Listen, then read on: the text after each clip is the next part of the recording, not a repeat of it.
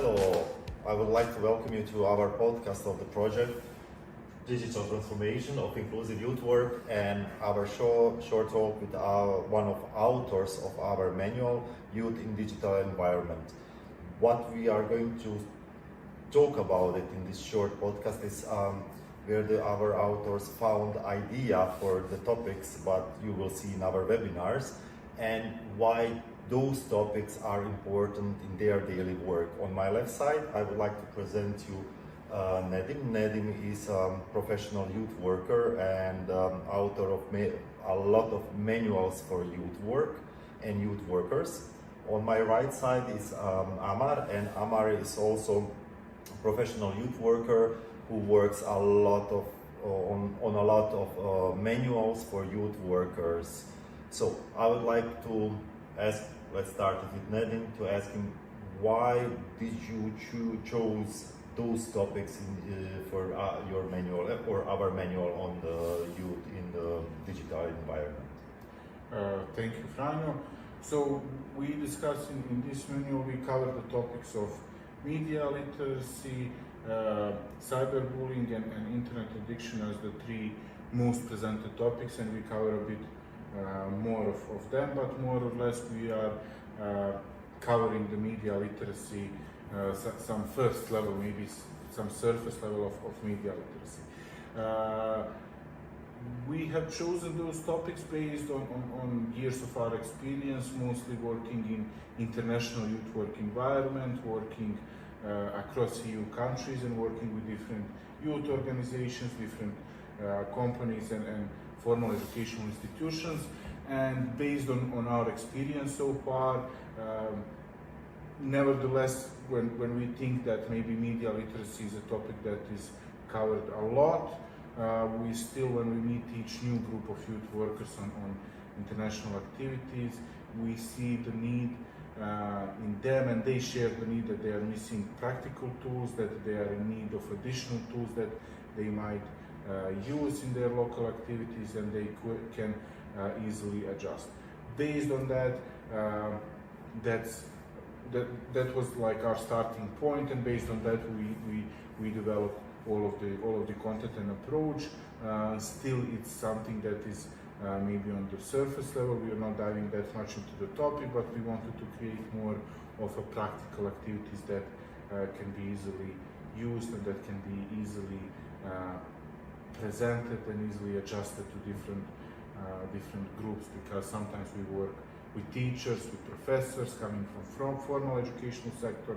Sometimes we work with volunteers and youngsters and young educators coming from youth organizations, and we wanted to be applicable as much for them as it is for youth workers.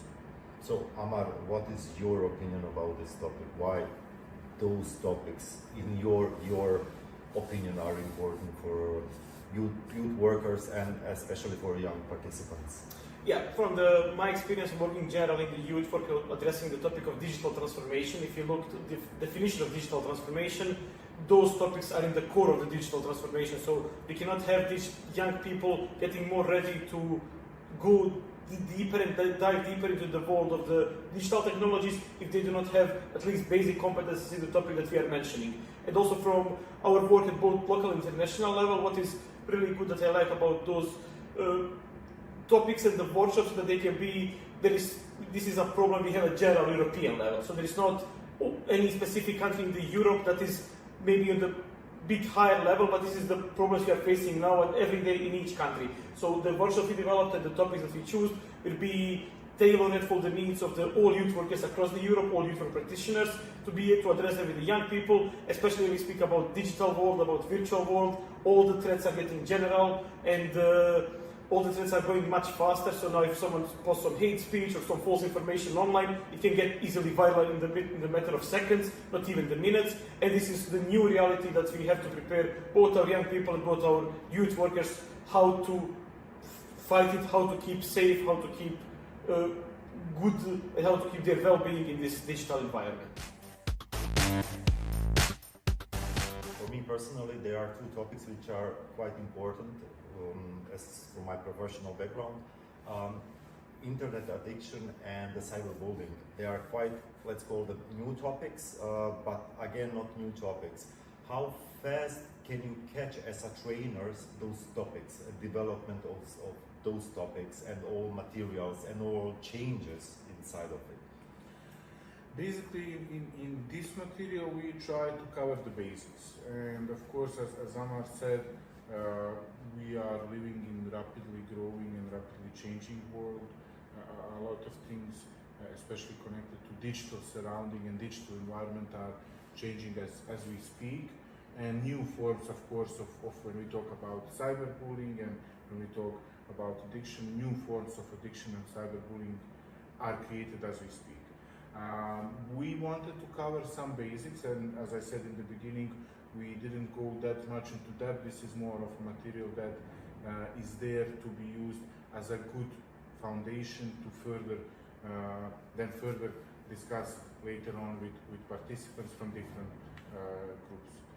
Again, from the field, from our experience and from knowing the realities and from our personal work in digital sector, we know it would not be applicable in 2-3 years if we would cover the currently active approaches that bots use online, currently active ways of how to fight internet addiction, because in 2-3 years we would definitely have new forms and formats of both the cyberbullying and internet addiction. And maybe just to add on this part, when we speak about youth work, we are now working with the young people who are digital natives, who are born with the digital technology devices in their hands. So also for us as a youth workers, it's important to follow their rhythm. As they are developing, as technologies are developing, also threats are getting more advanced, and those young people in the lower ages with the lower level of digital competences are getting involved in these threats and the scams online. So this is why for us as a youth worker, it's also important to keep our digital competencies, to keep our knowledge of the realities around us in the digital environment at the higher level at the all time. As you mentioned that those new generations are called digital natives. How hard is for you as a youth worker is to work with that generation of digital natives, as you wrote it in this manual together with Nedim, that some sessions are like from 40-90 minutes. How hard is for that generation to hold the present on the activity or on the training or educational program? Mm-hmm. This is something that we were also really aware from our experience when we were developing this manual, that maybe something that we used a few years ago that's still addressing the topic, even if it's topically related, contently related, still up to date. The method that we might use to address it will not be any more up to date, especially when working with the young people, that their attention span went to the TikTok video or Instagram reels that is just a few seconds. They're not ready anymore to read long Facebook posts that maybe we used some years ago. So this is something that we took seriously into consideration when developing these workshops. Apart from the part that they can also be implemented in the face-to-face and also digital environment. So each workshop there are special tips and tricks for the facilitators and trainers who wants to implement it, how to do it in the online environment. That is something that could be maybe closer to this generation of digital natives. Maybe if we develop some educational poster, they will not be willing to write these posters anymore by hand, but they will be using Canva already at the level that we cannot imagine that they can be advanced. So this is something that we took into the consideration in developing the materials to make it up to date and to make it based on the needs of the target groups we are working with. And maybe also to add both, so the sessions themselves are presented in a way to be implemented in face-to-face environment, and they have suggestions on what tools to use to be presented online. But besides that, each specific activity in the session is dedicated in a way that they are more it's more participatory learning, and learning through activities, more experiential learning, rather than it is just giving inputs and presentations for youngsters. And the second important thing is that in a lot of workshops there is need actually to use devices to further research some topic, to be able to participate in some assignments. So this is also another way how we try to adapt it to new generations of participants that would come and be part of these workshops, especially those workshops that youth workers will then implement in their activities, or educators or teachers, etc. how was the process of writing this manual for you? Because there is quite a lot of material inside the written, and how I could see it, a lot of those materials are created and made for the activities in live. How was your process? Did you have any issues creating the new approach in virtual environment, to put them in the virtual environment? More or less, there is not too much new things that we present, but how we present it, how the whole approach is based, it's based on what we saw that functions in real life, because a lot of times we can see educational materials that look great on paper, but when we test them in reality, it doesn't look that great. So maybe one of the main pluses of the whole material is actually that it's applicable, that we tested it as part of a larger training course, and it has shown as something that is applicable in real life. Also during the process of development, it wasn't really that long process, because we had the previous experience of running activities in this level and in this topic, and then we just used everything that we knew from before, and there was just the process of updating and checking if everything is up to date, and maybe checking if there are some new cool tools and tips and tricks that we can share in the material for future use. How is that for you, Amar? How was the process of passing from the in live activity to digital activity materials? Or yeah, this is also something apart that we all know with the COVID-19 pandemic and this transformation that all the youth work sector had to do to digital environment. We know all the issues and the problems that we had at the first days when we were even not sure how to use properly some digital tools. But now already also young people in youth working on the target group are expecting the higher level, because they are now able to provide a higher level of activity. So that's something we also took into consideration. If you are doing something in a digital environment by using digital tools, to be up to date with the expectations and the needs of the final users.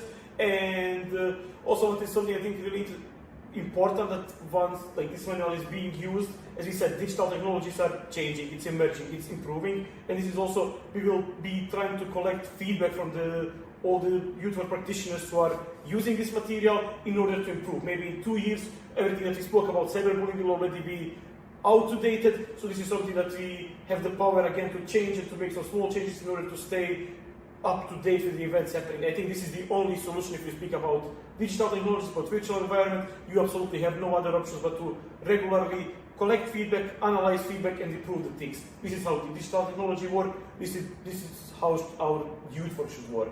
And this is something that was behind, I think, all the logics and all the work we did on development of this specific manual.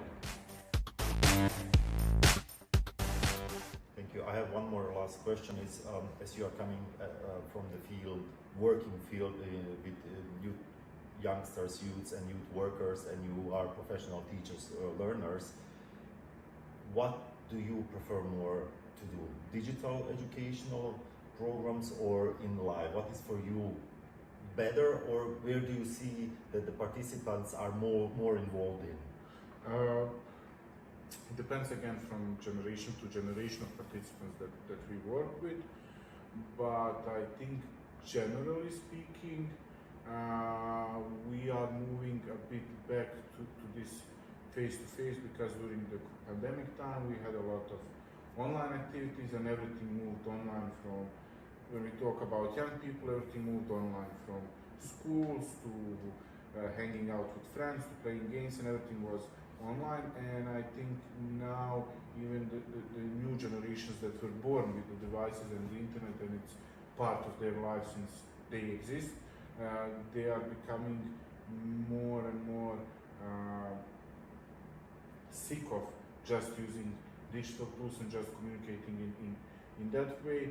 So for me personally, I think, and based on the experience, I think it's a bit better to do it face to face, but again, not to do it in traditional way with saying like, okay, now we are doing just face to face activities and workshops. We are not using our devices, but actually doing the face to face, but combining it with digital device, and I think this is the best combination. As Amar said, sometimes we will not give them post, we will give them more freedom if they want to design it in Canva. Great. If we want to have gallery of posters presented, then we can always have printer on site that we can print it out, but this combination of both, I think, is the key and the answer. And I think moving everything just online is not always the best, because there are more and more things now happening online, and they are less and less visited. I have a feeling like it's like that.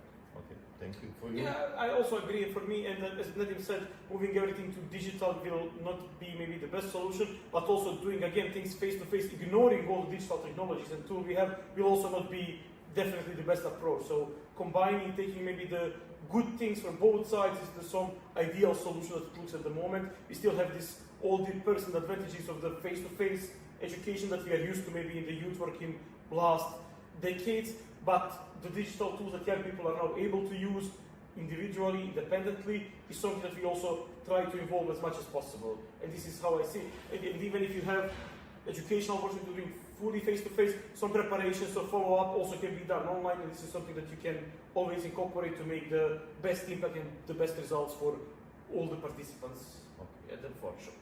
Thank you, both of you. From my side, I don't have any more questions. Maybe if you want, I would like to add, or you want to give some tips and tricks for future youth workers. What would you like to tell them or suggest them for their future work, if you all have something?